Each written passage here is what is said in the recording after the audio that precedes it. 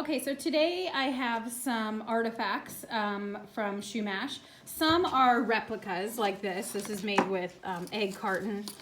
This was made by a student to replicate the rattles, the different types of rattles. And this also, Chumash used a lot of shells, but this is not an original artifact. This is made by a student with a stick and some shells.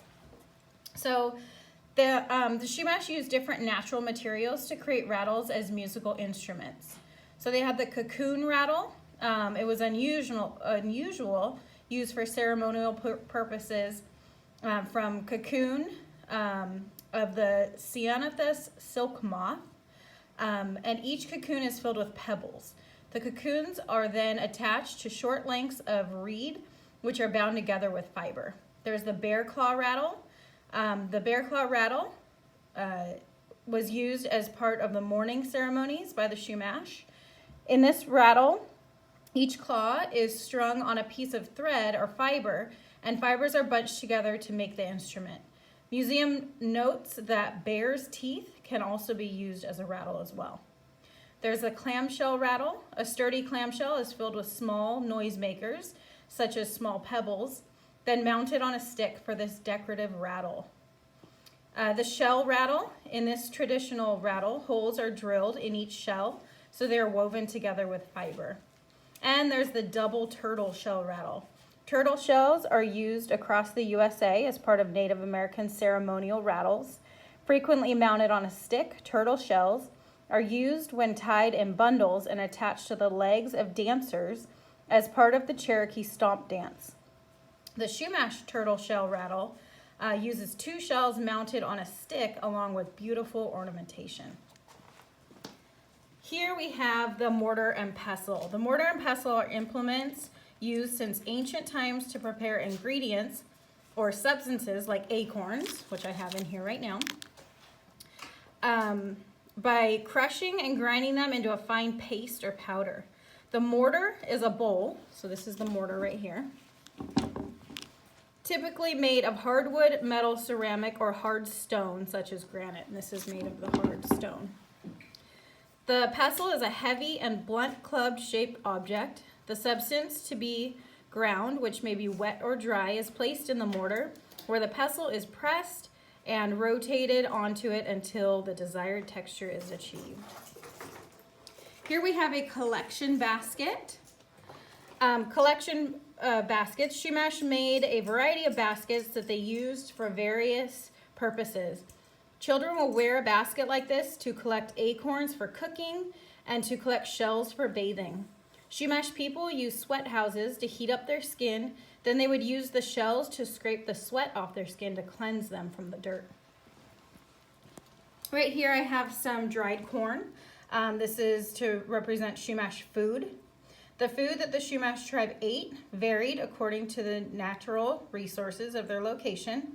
Their food included the staple diet of acorns, which they ground into acorn meal to make soup, cakes, and bread. These great fishers used nets and harpoons to capture sharks and even whales in their dugout canoes. Smaller fish, such as sea bass, trout, shellfish, and halibut, were primary food sources. The inland Chumash hunted deer, or venison, elk, fowl, and small game, such as rabbits and quail. The Miwok hunter-gatherers collected their food, including nuts, mushrooms, various greens, roots, bulbs, and berries. Dried seaweed was considered a delicacy. Here I have the Chumash house. So this is a replica of the house. And we've got a little fire inside.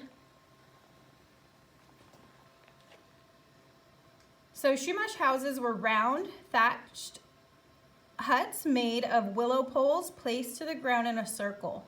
The poles were bent towards the center to make a dome and lashed together at the top. An arched doorway was made, often of whale bones.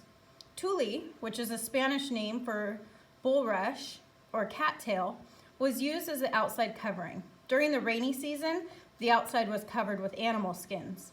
The top was left open for ventilation to let smoke out. Cooking was normally done outside, but there was a pit in the center of the hut which was used for heating or cooking in bad weather. Next we have the tomol, also known as a canoe. So tomols are plank-built boats, historically and currently used by the Chumash and Tongva Native Americans in Santa Barbara and Los Angeles area. Tomols were, I couldn't read it, preferably built out of redwood that had drifted down the coast. When supplies of redwood were lacking, local native pine was used. When splitting the wood, the crafters would seek straight planks without knot holes, then sand them with shark skin. To bind the wood together, small holes were drilled in the planks so they could be latched to one another.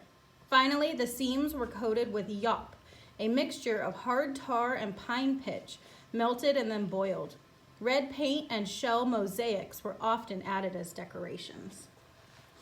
And last but not least, we have a replica of a basket. So Chumash loved doing basketry. And they did very detailed, neat work. So Chumash baskets are greatly admired for their history and beauty, beginning with the European explorers to Southern California area of Santa Barbara, San Luis Obispo, and Ventura counties. The range stretched inward up the western edge of the San Joaquin Valley. Chumash baskets were traded for and purchased, many of which were taken by ships to East Coast and back to Europe. The Chumash high-quality baskets date from 1790 to the 1800s. Chumash baskets ceased to be produced not long after 1900, which means they weren't made anymore. The Chumash used methods known as twining and coiling in their basketry. The baskets were traditionally in red and black and white sumac or tan to golden juncus backgrounds. It was very common for the designs to have a band about its own width from the top, usually about 1 inch. Okay, and that's our Native American Chumash artifacts.